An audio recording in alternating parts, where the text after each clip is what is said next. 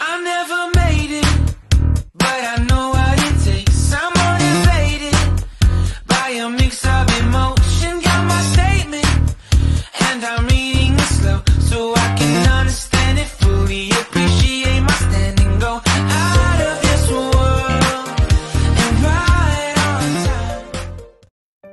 Hello everyone, it's Simply Me, ang babaeng marupok pero juicy. Today's vlog po ay gagawa po ako ng steam onion for cold and cough.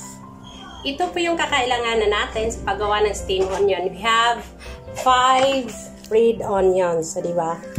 Para sa paggawa nito. Kailangan po muna nating hugasan at balatan tong sibuyas, okay?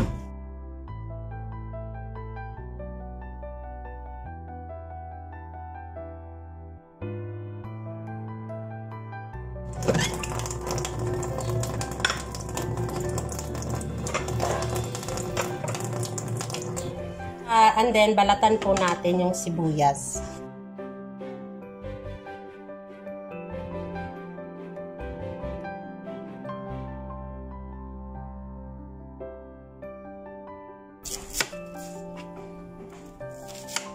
Ang anghang, Rudy. Sobrang anghang ba?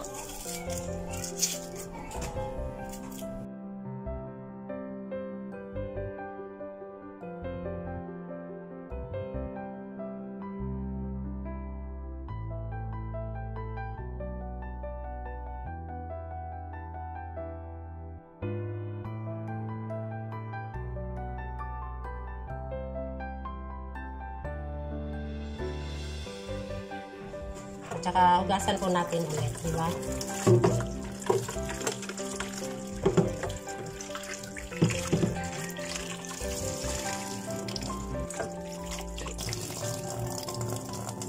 Pagkatapos po natin siyang balatan at tsaka hugasan, kailangan po natin siyang i-slice. Simulan na po natin yung pagsa-slice niya.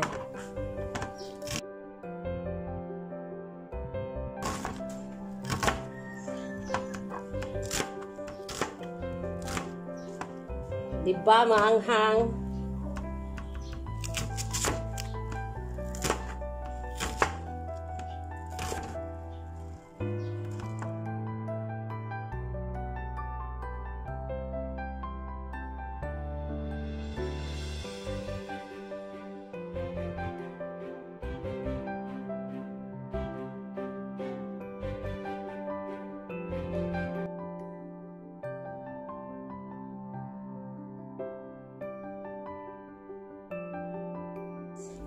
Naka-slice na po siya lahat. Pagkatapos po, kailangan po natin siyang isa-isahin. Ganito yun, isa-isahin ba? Ganyan. Diyos ko, diba? Sobrang puti.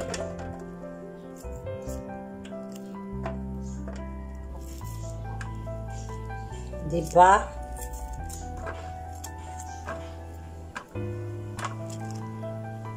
Ganito po kasi yung process na tinuro sa akin ng amo ko dati sa Hong Kong.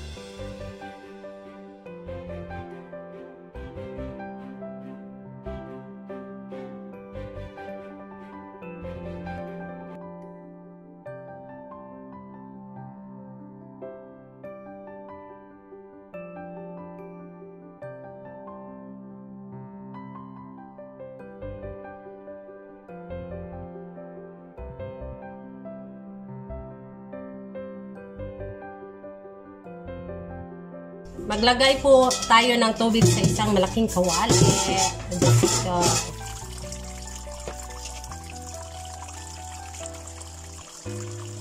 ay madaming tubig ang kailangan natin. Pagkatapos po, isalang na po natin siya dito sa kalan, di ba? Ayan. Turn on the fire. Charot sa turn on the fire. Hintayin po natin siyang kumulo bago natin ilagay yung ano natin, onion. Tapos po natin siyang slice. Mag-prepare po tayo ng ganito. Tapos, isang maliit na bowl. Kailangan po nakakulog muna ni siya. Nakaganito po. Baliktad po dapat yung yung maliit na bowl sa gitna. Tapos po,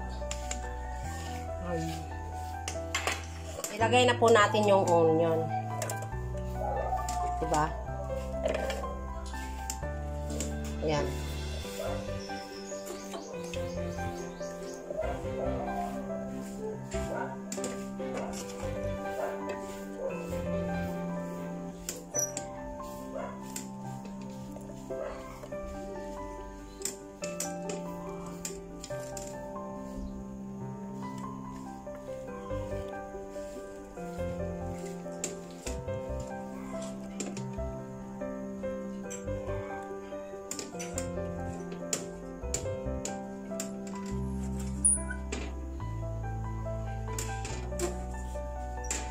Pero kung may steaming bowl po kayo, mas maganda po yung steaming bowl kaysa ganito. Pero kung wala po, pwede na din po ito.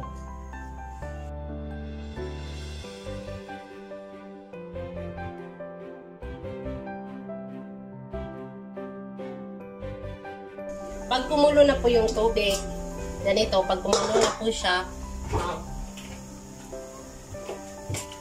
ilagay na po natin yung onion. Aray, init. Ayan. Tapos, takpan po natin ulit.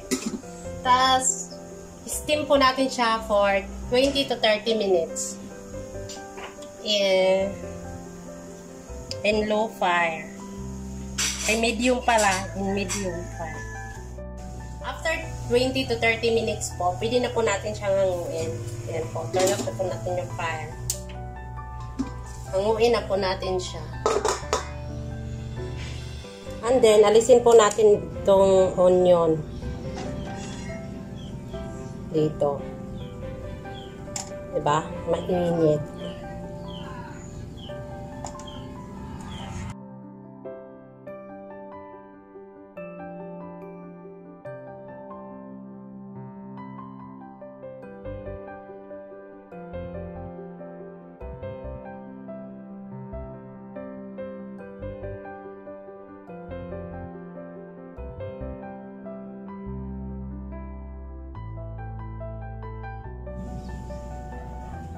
Tapos po, alisin po natin yung bowl.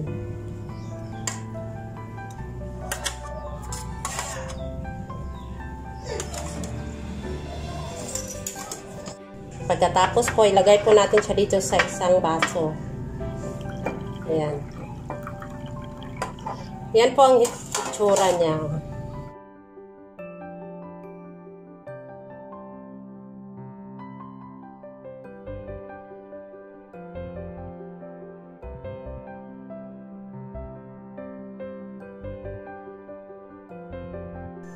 Thank you for watching, people. Once again, it's simply me, ang babaeng marupok, pero choosy. Bye-bye!